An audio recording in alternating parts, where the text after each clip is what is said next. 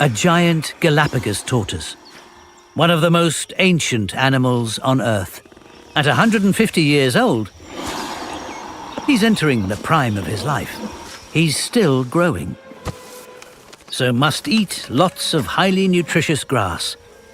But the dry season is fast approaching, and the food here will soon wither and die. With the wisdom of his years, he knows exactly what to do.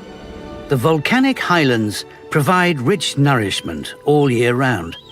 The problem is they are 6 miles inland and a 1,250-foot climb, the height of the Empire State Building.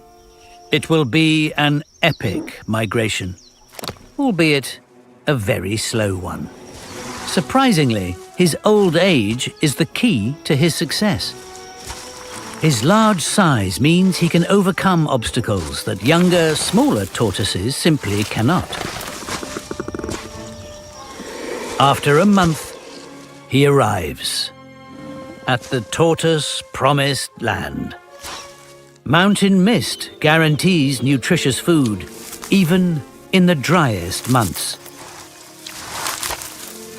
By trekking here once a year, he'll thrive, even as he closes in on his 200th birthday.